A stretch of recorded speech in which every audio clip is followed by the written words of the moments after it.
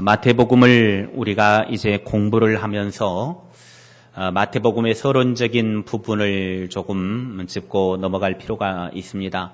마태복음이 어떤 책인가를 전체적으로 이해하는 데 있어서 아주 중요한 부분입니다.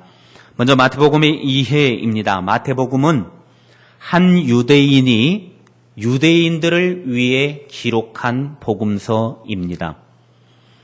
그러니까 유대인인 마태라고 하는 한 사람이 유대인들을 위해서 이 복음서를 기록했습니다. 그래서 이 복음이 마태복음입니다. 마태가 전한 복음, 마태가 기록한 복음이다. 그래서 마태 이름을 붙여서 마태복음 그렇게 이야기하고 있습니다. 마태는 예수님을 유대인의 왕, 즉 오랫동안 유대인들이 기다려왔던 메시아로 표현하고자 했던 것입니다. 구약 성경에서 발췌한 인용문들을 많이 이제 끌어오면서 구약 성경들을 참 많이 인용을 합니다. 왜냐하면 이 마태복음은 유대인들을 위해 기록이 되었기 때문에 유대인들은 구약의 율법을 잘 알고 있습니다. 그래서 그 유대인들에게 정확한 이해를 돕도록 하기 위하여 구약의 율법들, 구약의 말씀들을 많이 인용해다가 예수 그리스도가 메시아이시다라고 하는 것을 증명하고 있습니다. 계보나 세례나 설교 그리고 기적들을 통해서 예수 그리스도는 왕이라고 하는 결론을 유대인들에게 내려줍니다. 그리고 실패한 것처럼 보이는 십자가의 죽음 역시 부활을 통해서 승리로 바꾸면서 유대인의 왕 메시아는 유대인의 왕으로 다시 살아나셨다라고 하는 것을 가르쳐 줍니다. 그래서 기쁜 복음의 소식이 죽음으로 끝난 것이 아니라 유대인의 왕은 다시 살아나셨다라고 하는 기쁜 복음의 메아리가 치도록 이렇게 유대인들에게 구약 성경을 인용을 해서 예수 그리스도가 유대인의 왕이시다라고 하는 것을 가르쳐주기 위해 마태복음을 기록을 했습니다. 그래서 마태복음의 핵심은 왕으로 오신 예수님에 대한 기록입니다. 마태복음은 한마디로 구약에 예언된 왕으로 오신 메시아이신 예수님, 이걸 이야기를 하고자 하는 것이 마태복음입니다. 그래서 마태복음을 읽을 때에 이것 하나만 잡고 마태복음을 읽으면 마태복음이 조금 쉽게 풀려집니다. 그러니까 마태가 복음을 통해서 이 복음서를 통해서 밝히고자 하는 유대인들에게 밝히고자 하는 건 뭐냐면 구약에 예언되신 그 왕, 그 메시아, 그분이 바로 예수 그리스도였다라고 하는 것을 유대인들에게 철저하게 가르쳐주기 위해서 마태복음을 기록하게 된 것입니다. 마태복음의 저자와 기록 연대는 마태복음의 저자는 두말할 나위 없이 마태입니다. 다른 복음서들과 마찬가지로 마태복음이 기록되어진 연대는 정확하게는 알 수는 없습니다. 그러나 대략 학자들에 의하면 AD 58년에서 68년 사이에 기록되었다. 약 10년 사이, 그 사이에 기록되었다. 그러니까 58년에서 68년 사이에 기록되었을 것이다 라고 그렇게 여러 문헌들을 종합해 본 결과 그렇게 추측을 하게 됩니다. 그리고 마태복음의 주제는 크게 네 가지로 되어져 있습니다. 첫째, 예수님께서는 구약에 예언된 메시아이다. 둘째, 예수님께서 주신 교훈들은 신약의 새 교회에게 주시는 새로운 율법이다. 셋째, 천국은 세상 끝날 새 하늘과 새 땅에서 완전히 성취되지만 현재도 실제한다. 넷째, 교회는 구약시대의 선민 이스라엘 회중에 대응되며 그것을 초월한 신약시대의 새로운 공동체이다. 이 네 가지 주제가 전체적으로 큰 틀 속에서 들어가 있습니다. 이제 우리가 마태복음의 시작으로 들어가 보도록 하겠습니다. 마태가 기록한 이 책은 예수 그리스도에 관한 이야기입니다. 그가 어디에서 태어났고 무엇을 가르쳤으며 어떻게 사람들을 도와주었고 왜 죽어야 했는지 그리고 죽었다가 다시 살아나신 부활 및 승천에 관한 이야기입니다. 특별히 마태복음은 메시아에 관한 예언된 구약의 수많은 구절들이 바로 예수에게 적용되고 있음을 분명하게 가르쳐주고 있습니다. 마태복음의 시작을 여는 첫 1장은 족보로 시작이 됩니다.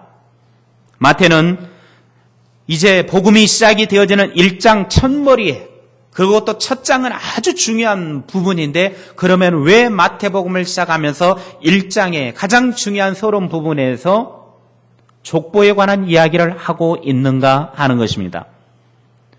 1장을 족보로 시작하는 이유는 바로 마태는 유대인 독자들을 위해 이 복음서를 기록했기 때문에 예수님이 모든 유대인의 조상인 아브라함의 후손인 점을 강조하기 위하여 아브라함부터 시작이 되어진 족보로부터 이제 시작을 하는 것입니다.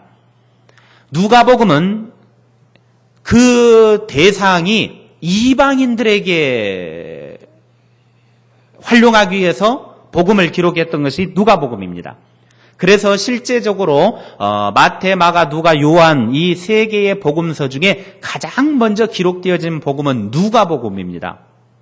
누가복음이 이방인들을 위해서 기록되어지다 보니까 누가복음은 똑같은 족보가 등장하는데 이방인들을 위해서 쓰다 보니까 인류의 시조인 아담에게까지 족보가 올라갑니다. 그런데 여기는 유대인들을 위한 복음이기 때문에, 마태복음은 유대인들을 위해서 썼기 때문에 유대인들에게 가장 중요한 사람이 누구냐? 그게 바로 아브라함입니다. 그래서 아브라함부터 시작해가지고 예수 그리스도에게까지 내려가고, 누가복음에서는 이방인들을 위해 쓰다 보니까 예수님부터 시작해가지고 역으로 위로 아담까지 그렇게 올라가게 되어지는 족보가 등장을 하게 됩니다. 바로 이 마태복음을 통해서 처음 시작을 알리는 1장에 아브라함과 다윗의 자손 예수 그리스도의 계보라라고 이 시작하는 이것은 아주 중요한, 유대인들에게 있어서는 귀에 쏙 들어오는 말씀입니다. 드리머라고 하는 아주 좋은 영화가 있습니다. 그 영화의 내용은 혈통 좋은 말이 다리가 부러지는 고통을 당해가지고 시합을 뛸 수 없을 정도가 되었음에도 불구하고 이 혈통이 좋은 말은 그 다리가 부러진 고통 속에서도 그 고통을 이겨내고 결국에는 우승을 하게 된다라고 하는 줄거리의 내용입니다. 혈통이 좋은 순종말 안에는 많은 세월이 지나가도 그 속에 흐르는 피는 우승의 피가 흐르고 있다라고 하는 것입니다.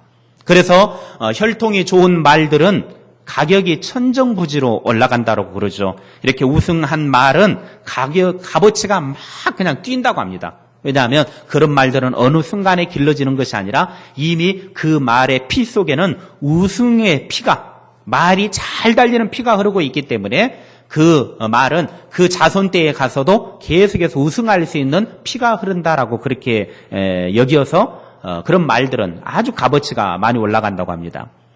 그런데 가만히 보면 이 훌륭한 우승의 피가 흐르는 말도 새끼를 낳으면 망아지 같은 그 새끼가 처음부터 막 폴짝폴짝 뛰지는 않습니다. 처음에 송아지든 말이든 낳아놓으면 처음부터 막 걸어다니는 소는 없습니다. 사람 같은 경우는 한 돌 정도, 1년 정도 지나야 걷지만은 소 같은 경우는 바로 걷지는 않지만 잠시 후가 되어지면 아무리 우승의 피가 흐르는 말이라 할지라도 망아지 새끼 낳아놓고 나면 처음에는 못 걷다가 잠시 후에 다리를 펴고 뒤뚱뒤뚱 막 몇 번 이렇게 아무리 훌륭한 말도 뒤뚱뒤뚱 합니다. 그러니까 우승의 피가 흐르는 그 망아지 새끼도 처음부터 그냥 막 날뛰는, 처음 태어나자부터 막 그냥 막 하고 막 뛰어다니는 말이 아니라는 거죠. 처음에는 태어나자마자 비틀비틀하기도 하고 처박기도 하고 그러면서 힘이 생기는 것입니다. 만약에 처음에 새끼가 태어났다고 우승한 말이 처음에 새끼가 태어났는데 잘 못 걷는다고 에이그 이 훌륭한 우승말이라고 그러더니 이게 잘 걷지도 못하네 하면서 망아지를 버리는 그 주인은 없습니다. 왜냐하면 처음부터 잘 뛰는 망아지는 없으니까 그럽니다.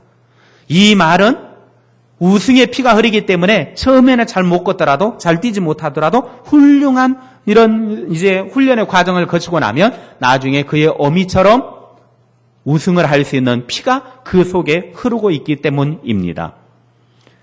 이것처럼 우리의 유전자 안에는 조상 대대로 물려받은 유전자가 있습니다. 그러니까 우리는 우리 혈통에 그 유전자가 우리에게 계속해서 흘러 들어옵니다. 그러니까 여러분은 여러분의 조상의 혈통 속에서 흘러 들어온 유전자가 있고 저는 저대로 흘러 들어온 조상의 유전자가 있습니다. 그러나 그 조상의 유전자를 가장 위로 올라가 보면 우리의 조상은 누구죠? 인간의 조상은 누구죠? 예, 너무 쉬워서 대답을 잘 못하시겠죠. 아담입니다. 아담이 우리 인류의 조상인데 시조인데 그 아담이 죄가 들어와가지고 아담의 그 죄성이 인간에게 유전이 돼가지고 자손 대대로 들어와서 그 유전의 죄 때문에 우리는 멸망을 받아야 합니다. 그런데 어느 순간 멸망을 받아야 할 우리의 유전의 죄가 싹둑 잘라진 시기가 있었습니다. 그 시기가 언제냐? 예수 그리스도가 십자가를 짊어지고 돌아가시는 그 순간 그 예수 그리스도를 믿는 사람, 예수 그리스도가 나의 죄를 위하여 십자가에 달려 죽으셨음을 믿고 고백하는 순간 자손 대대로 흘러 들어가는 이 죄의 유전이 싹둑 잘라져 버리는 것입니다. 그래서 마태복음을 통해서 예수 그리스도가 우리 믿음의 조상의 대를 이어서 여기까지 왔다라고 하는 것을 가르쳐준 아브라함과 다윗의 자손 예수 그리스도의 계보라라고 하는 이 말의 의미는 그 속에 인간의 죄성이 끊어진 하나님의 특별한 계보 속에 들어있는 예수 그리스도, 인류의 죄를 끊어버리는 예수 그리스도다. 우리 안에는 예수 그리스도의 피가 흐르고 있다라고 하는 것을 가르쳐주기 위해서 처음 시작인 아브라함과 다윗의 자손 예수 그리스도의 계보라라고 시작하고 있는 것입니다. 다른 인간의 피를 이야기하면 우리는 여전히 똑같은 죄인이지만 우리는 그런 죄인의 족속이 아니다, 죄인의 후손이 아니다라고 하는 것을 가르쳐주고 있는 것입니다. 1장의 핵심은 족보와 예수님의 족보와 예수님의 탄생입니다.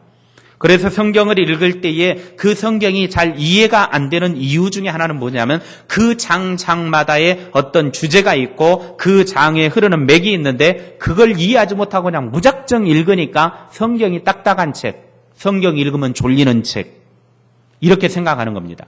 그러니까 성경을 읽으실 때에 요즘 이제 성경책들은 참 각 단락들이 잘 기록이 분단이 되어져 있고 또 위쪽에 이제 그 단락 제목도 써놓고 아주 이제 성경책들이 잘 나와 있습니다. 그래서 성경을 읽으실 때는 무조건 막 빨리 읽는다. 물론 빨리 읽어서 통째로 읽는 것도 중요하지만 때로는 이 성경을 자세히 이 내용이 무엇인가 이해를 하면서 읽을 필요도 있습니다. 그러니까 통독을 하는 막 속독으로 읽는 것은 전체적인 성경을 보는 것이고 그 다음에 자세히 하나하나 내용을 이해하면서 읽는 것은 그 숲 안에 들어있는 나무며 바위며 물이며 짐승이며 하나하나를 자세히 보는 과정입니다. 그래서 이 두 가지가 병행이 돼야 돼요. 통째로 읽는 통독이 있는가 하면 전체 숲을 보는 그런 통독의 과정이 있는가 하면 그 속 안에 어떤 내용들이 들어있는가 자세히 읽는 이 작업이 필요합니다. 그래서 1장의 주제는 핵심은 바로 예수 그리스도의 족보와 예수님의 탄생입니다. 그래서 1장 1절에 아브라함과 다윗의 자손 예수 그리스도의 계보라 그렇게 시작을 하고 있습니다. 계보는 단순한 인간의 족보 이상의 의미를 담고 있습니다. 예수 그리스도의 탄생과 그것에 뒤이은 사건, 곧 그의 생애를 소개하는 것이 바로 계보라고 하는 것입니다. 예수 그리스도의 탄생과 그 뒤에 이어온 예수 그리스도의 생애를 소개하는 모든 기록이 되어진 것을 계보다 그렇게 이야기를 하고 있습니다. 예수님의 족보를 살펴보면 아브라함으로부터 그리스도에게까지 기록을 하고 있습니다. 그렇다면 우리가 오늘 이 마태복음 1장 1절부터 17절까지를 읽으면서 이름도 우리가 제대로 발음도 되지 않고 그리고 계속해서 낳고 누가 누구를 낳고 하다 보면 여러분 우리가 아까는 읽을 때 조금 천천히 읽었으니까 다행이지 이걸 조금 빨리 읽으면요 방언 나옵니다. 여러분이 방언을 하고 싶으면요 집에 가셔가지고 한번 그냥 막 정신없이 그냥 빠른 속도로 내가 최대로 빠른 속도로 한번 읽어보세요. 조금 있으면 방언이 저절로 터져버립니다. 여기에 솔직히 이름도 우리가 제대로 발음도 안 되는 사람들의 이름을 불러가면서 누가 누구를 낳고 수없이 낳고 여기에 막 32대에 걸쳐서 우리가 계속해서 낳고 우리가 이 낳고를 이야기를 했습니다. 아브라함부터 그리스도까지 낳는 이 역사 속에서 사람들에게 주시는 교훈이 있더라는 겁니다. 여러분 솔직히 사람이 태어나는 것, 낳는 것 우리가 봤을 때는요 내 입장에서 봤을 때 누가 태어나는 건 별로 그렇게 중요한 의미는 없습니다. 그 사람에게 생애에 있어서는 중요한 의미가 있겠지만 주변 사람들의 입장에서 봤을 때는 그 사람이 별로 큰 의미가 자기에게는 주어지지 않습니다. 그런데 오늘 예수 그리스도를 태어나기까지 아브라함부터 시작이 되어진 수많은 낳고 태어나는 이 역사가 후대에 엄청난 파장을 일으켰고 수많은 사람들에게 관심이 되어졌고 필요가 그들에게는 없는 것이 아니라 반드시 필요한 존재가 되었다라고 하는 것은 엄청난 낙호의 역사입니다.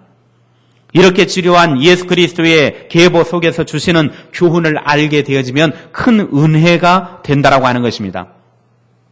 오늘 예수 그리스도는 서론의 1장 1절에 분명히 밝히는 것이 아브라함과 다윗의 자손 예수 그리스도라 그랬습니다. 예수님은 아브라함과 다윗의 자손입니다. 족보는 매우 중요합니다. 왜냐하면 자신의 출처가 어디이고 그 출처를 알 때 나아가는 방향도 알 수 있기 때문입니다. 그러니까 내 족보, 내 출처가 어디냐? 내가 어디를 향하여 가고 있는 인생이냐? 마태는 이 복음서를 유대인들과 또 유대교회에서 개종한 이방인들에게 영원한 유대인의 왕으로 오신 그리스도를 증거하기 위해 썼다고 그랬습니다. 그래서 마태는 구약을 100번 이상 인용을 합니다. 아브라함과 다윗의 자손 예수 그리스도, 즉 아브라함의 믿음의 조상의 정통성. 그러니까 아브라함을 통해서 예수 그리스도를 아브라함의 자손이다라고 이야기한 것은 아브라함이 가진 믿음의 정통성. 그리고 다윗의 자손이다라고 말한 것은 왕의 혈통을 이어받은 왕으로서의 그리스도.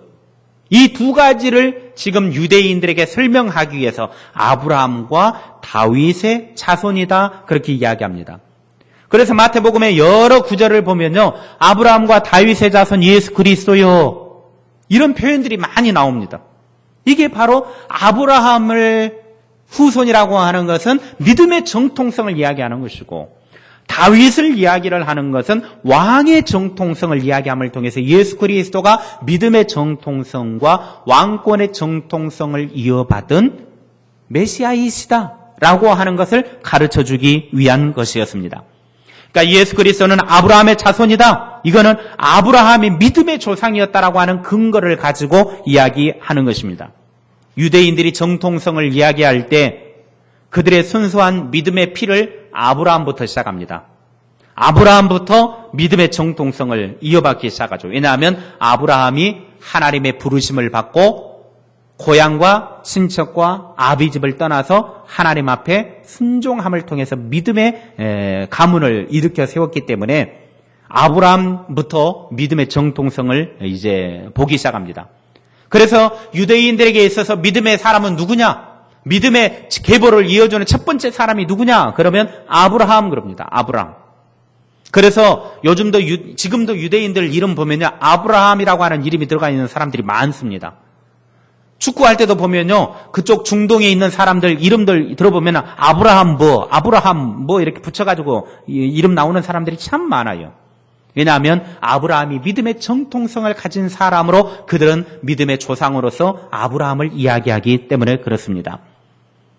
예수님의 족보에 보면 반드시 아브라함 다음에 나오는 것이 그 다음에 나오는 다윗입니다. 다윗. 아브라함과 다윗의 자손 그렇게 나오는 것이죠. 그러니까 예수 그리스도는 다윗의 자손이라는 겁니다.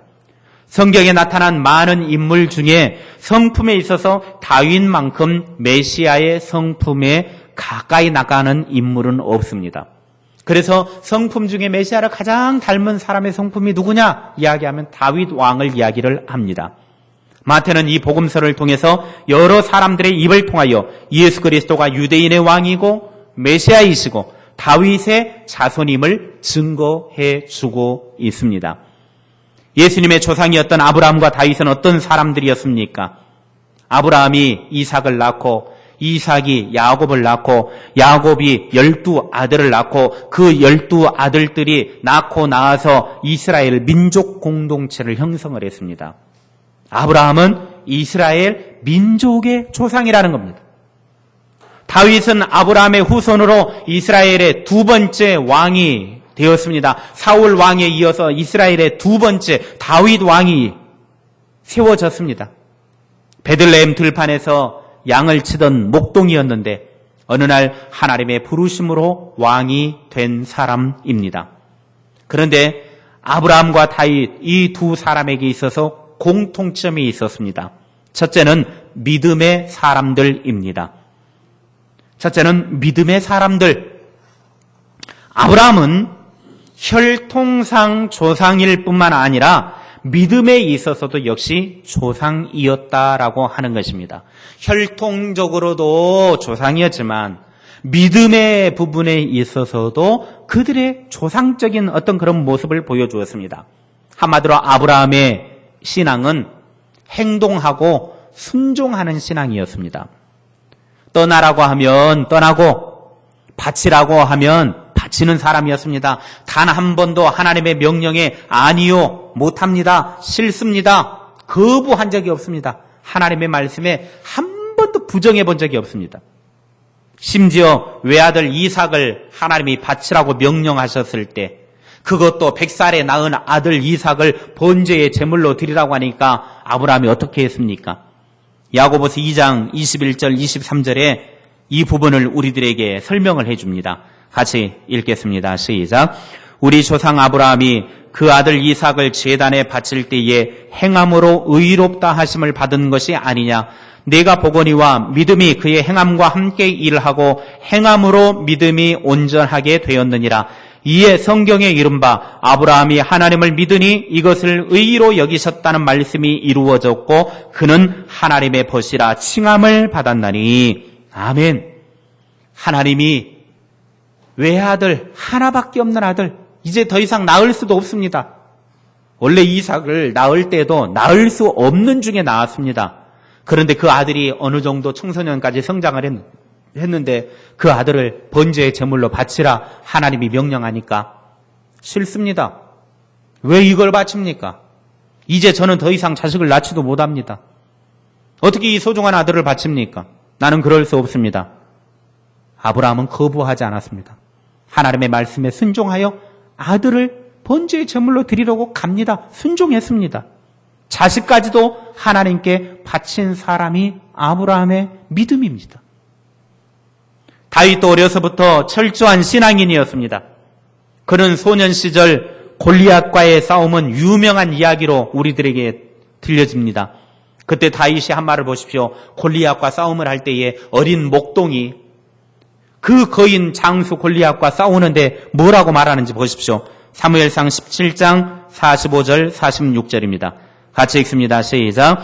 다윗이 블레셋 사람에게 이르되 너는 칼과 창과 단창으로 내게 나오거니와 나는 만군의 여호와의 이름 곧 내가 모욕하는 이스라엘 군대의 하나님의 이름으로 내게 나아가노라. 오늘 여호와께서 너를 내 손에 넘기시리니 내가 너를 쳐서 내 목을 베고 블레셋 군대의 시체를 오늘 공중에 세워 땅의 들짐승에게 주어 온 땅으로 이스라엘의 하나님이 계신 줄 알게 하겠고. 여러분, 골리앗이 나와가지고 고래고래 소리를 지르면서 이스라엘 백성들을 욕하고 또 하나님의 군대를 모욕하고 하나님의 이름을 모욕을 했습니다. 그런데 어느 누구도 싸우려고 나가지도 않았습니다. 사울 왕은요, 두려워가지고 전쟁터에 나오지도 못하고 그냥 숨어 있었습니다. 전전긍긍하고 있었습니다. 그런데 어린 소년 다윗은 하나님의 이름을 부르며 하나님의 이름을 의지하며 골리앗과 맞서서 싸운 것입니다. 하나님의 이름으로 하나님의 이름을 모욕하는 자의 목을 베버린 것입니다. 이것이 하나님에 대한 철저한 신앙 때문이었습니다. 그러니까 아브라함이나 다윗이나 철저한 하나님을 신뢰하는 믿음, 신앙이 있었다라고 하는 것입니다. 둘째는 예배의 사람들이었습니다. 아브라함은 가는 곳마다 짐을 푸는 곳마다 하나님 앞에 제단을 드린 사람이었습니다. 이사를 가는 곳마다 옮기는 곳마다 그곳에 가가지고 하나님 앞에 제단을 쌓으면서 여호와의 이름을 불렀더라 그럽니다. 창세기 12장 7절에 여호와께서 아브라함에게 나타나 이르시되 내가 이 땅을 네 자손에게 주리라 하신지라 자기에게 나타나신 여호와께 그가 그곳에서 제단을 쌓고 제단을 쌓았다는 게 뭡니까? 하나님 앞에 예배를 드렸다라고 하는 말입니다. 12장 8절에 거기서 베델 동쪽 산으로 옮겨 장막을 치니 서쪽은 베델이요 동쪽은 아이라 그가 그곳에서 여호와께 제단을 쌓고 여호와의 이름을 부르더니 아브라함은 가는 곳곳마다 하나님 앞에 제단을 쌓았다. 여호와의 이름을 불렀다. 그게 바로 하나님 앞에 예배하는 인생이었다는 것입니다. 다윗도 마찬가지입니다. 하나님의 법궤가 빼앗겨서 지방에 머물러 있을 때 하나님의 법궤를 예루살렘으로 끌어옵니다. 데리고 하나님의 법궤를 모셔오라고 그럽니다. 그래서 제사장들을 보내서 하나님의 법궤를 메고 나오니까 이제 예루살렘으로 돌아오니까 왕이 다윗이 그냥 막 소고 춤추며 나가가지고 하나님의 법궤가 예루살렘으로 돌아온다고 하나님 앞에 막 춤을 추며 찬양하고 기도합니다. 이렇듯 시편 3분의 2가 시편 150편 중에 3분의 2가 다윗의 찬양과 기도, 즉 예배의 모습으로 등장합니다. 아브라함이나 다윗이나 늘 언제나 하나님 앞에 예배하는 자로 우뚝 서 있었다라고 하는 것입니다. 부시 대통령이 백악관에 들어가던 날부터 퇴임하여 나오는 날까지 매주 목요일이 되면 백악관에서 예배를 드리고 성경 공부를 하였다고 합니다. 그 자리에는 예배하는 자리에는 성경 공부하는 자리에는 백악관 식구들과 그리고 외빈들 중에서도 누구든지 예배하고 성경 공부를 하기를 원하는 사람은 참여하시오 해서 수많은 사람들이 백악관에서 매주 목요일이 되어지면 예배와 성경 공부를 했다고 합니다. 그러니까 민주당 쪽에서 그리고 부시를 반대하고 있는 언론들이 이제 들고 일어나기 시작했습니다. 백악관이 무슨 교회입니까? 왜 대통령 집무 장소를 사설 집회장으로 바꾸어서 이렇게 예배하고 성경 공부를 합니까? 당장 집어치우십시오. 이렇게 이제 대드는 사람들이 있었습니다. 그때 부시의 대답이 이랬다고 합니다. 나는 거듭난 이후에 20년 동안 매주 성경을 공부했습니다. 이것이 나의 생활 방법이고 철학입니다. 그것을 백악관에 들어왔다고 나에게 바꾸라고 강조하지 마십시오. 그러면서 매주 목요일마다 자기의 삶의 습관이기 때문에 하나님 앞에 예배하고 성경 공부를 하고 그렇게 했다고 합니다. 이것이 얼마나 당당하고 멋이 있습니까? 하나님이 누구를 기뻐하시고 누구에게 복을 주시겠습니까? 우리나라 대통령들은 어떻습니까? 어떤 분들은 장로가 돼가지고 대통령으로 청와대에 들어갔음에도 불구하고 무서워가지고 예배도 제대로 못 드리고 누가 한마디 하면 겁나가지고 예배도 못 드리고 오히려 타 종교의 사람들을 끌어들이고 그런 일들을 했던 것이 우리나라의 정치 대통령들 아니었습니까? 믿음의 사람들의 모습이 아니었습니까? 그런데 부시는 아무리 옆에서 누가 뭐라고 그래도 나의 삶의 방식이기 때문에 내가 지금까지 해왔던 것이기 때문에 나는 하나님께 예배한다. 이라크와 전쟁이 시작이 되어졌을 때 어떤 기자가 부시 대통령에게 물었다고 합니다. 대통령 각하, 당신이 이라크 전쟁을 결정할 때 아버지 부시는 뭐라고 대답했습니까? 그 질문에 부시 대통령이 이렇게 말했습니다. 나에게는 두 분의 아버지가 있습니다. 나를 낳아주신 아버지는 텍사스에 있고 더 높은 아버지는 하늘에 계십니다. 나는 이 전쟁을 앞에 두고 더 높은 하늘에 계신 아버지에게 말씀드렸고 그 하나님 앞에서 결정했습니다.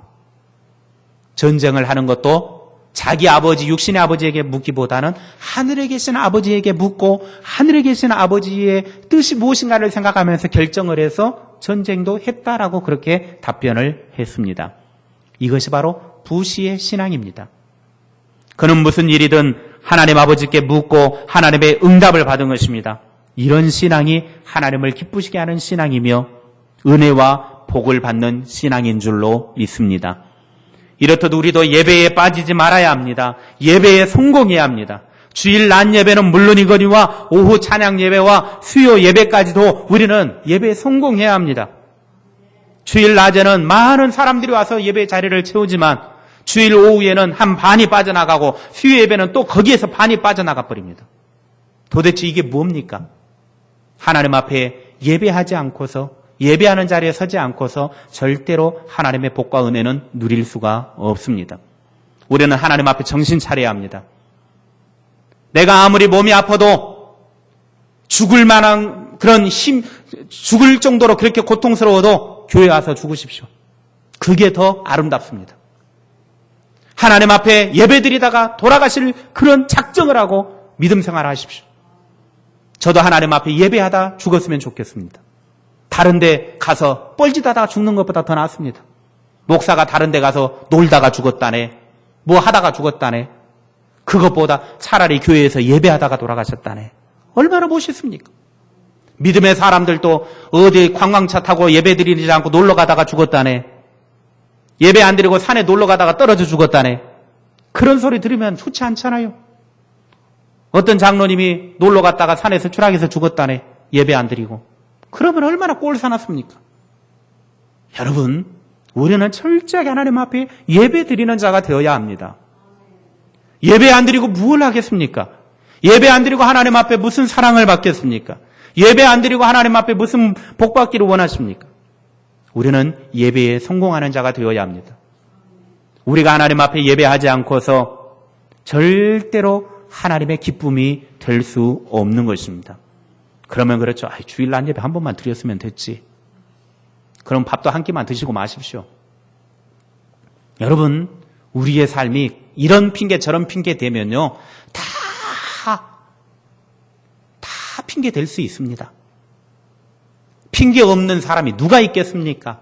그럼에도 불구하고 그런 핑계거리들을 이겨내는 사람이 예배로 승리하는 사람입니다.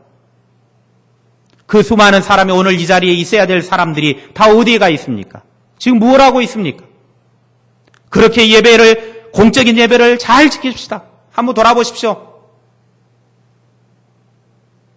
장로님들 중에 지금 안 나오신 분이 계시고, 안수 집사님들 중에 안 나오신 분이 계시고, 권사님들 중에 안 나오신 분이 계시고, 집사님들 중에 안 나오신 분들이 얼마나 많이 있습니까?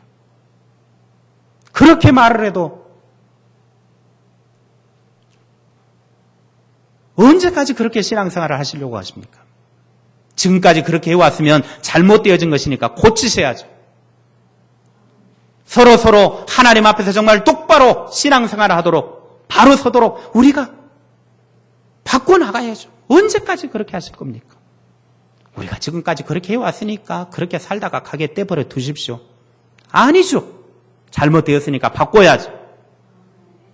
하나님 앞에 우리가 똑바로 살아야죠. 내 생애가 얼마가 남았든지 간에 앞으로 남은 생애가 10년이 됐든 5년이 됐든 1년이 됐든 20년이 됐든 30년이 됐든 간에 하나님 앞에 좀 똑바로 살아야죠. 언제까지 물에 물 탄 듯 술에 술 탄 듯 내 형편과 상황이 그러니까 이해해 주시게. 아니요. 안 됩니다. 그렇게 해서는 안 됩니다. 언제까지 그렇게 하시려고 그러십니까? 그렇게 해서는 안 되죠. 여기 계신 분들은 잘 나오신 분인데 죄송합니다. 여기 없는 분들한테 해야 되는데 그런 분들은 들을 기회도 없으니 그러니 오늘 여러분이 들으셨으면 가셔서 여러분 주변에 우리 교우들 다 가서 말씀하세요. 제발 좀 예배 좀 드리자고. 그리고 가정에 예배 빠진 사람들, 내 식구들 중에 빠진 사람이 있으면 똑바로 예배 좀 같이 드립시다. 예배 드려야죠. 예배 없이 뭘 할 수 있습니까? 입장을 한번 바꿔 생각해 보십시오. 여러분이 목회자이고 제가 성도이고 한번 입장 바꿔서 여러분이 앞에 나와서 한번 서 있는다고 한번 생각해 보십시오. 새벽 기도도 마찬가지입니다. 보통 새벽 기도의 숫자는 교회 10분의 1이 새벽 기도에 출석한다고 그러죠. 그런데 우리는 10분의 1도 출석 안 합니다. 정신 차려야 됩니다. 기도도 하지 않고 뭘 하겠다고, 기도도 하지 않고 큰 소리만 치겠다고, 기도도 하지 않고. 여러분, 하나님과의 영이 죽은 사람은 무엇을 해도 관계가 끊어져 버리기 때문에 그건 살아있는 게 아닙니다. 살았다고 뻘떡뻘떡은 하지만 그건 실제로 죽은 것입니다. 말은 그러겠죠. 나는 집에서 기도합니다. 물론 집에서 기도할 수도 있습니다. 그러나 하나님 앞에 함께 기도하는 그 시간, 정말 소중한 시간입니다. 우리 모두가 하나님 앞에 예배하고 기도하고 하나님 앞에 신실한 믿음의 사람으로 세워지는 그날을 소망하면서 믿음으로 나아가는 그런 삶이 될 수 있기를 바랍니다. 오늘 예수 그리스도를 아브라함과 다윗의 자손이다 이런 이야기를 하는 이유는 바로 예수 그리스도의 그 조상이었던 아브라함과 다윗과 같은 경우는 훌륭한 믿음의 사람이었다. 하나님 앞에 예배드리기에 성공한 사람이었다. 그런 분이 예수 그리스도의 조상이었다. 그걸 강조하고 있는 것입니다. 말씀 마칩니다. 마태복음의 문을 열면서 시작되어지는 예수 그리스도의 족보를 통해 우리들에게 주시는 은혜는 아브라함부터 시작되는 예수 그리스도까지 계속해서 낳는 역사 속에서 예수님이 유대인들의 믿음의 조상인 아브라함의 혈통을 이어받은 믿음의 후손이고 다윗 왕의 혈통을 이어받은 왕족의 혈통이라고 하는 사실을 알려주었습니다. 그리고 하나님을 철저히 신뢰하고 하나님께 순종하는 믿음의 사람들이고 동시에 하나님께 예배하는 아름다운 신앙의 사람들이었음을 소개하면서 우리들도 이런 삶을 살기를 원하시는 하나님 아버지의 마음을 알고 믿음으로 순종하고 예배로 하나님의 복을 누리는 믿음의 사람들이 되시기를 주님의 이름으로 축복합니다.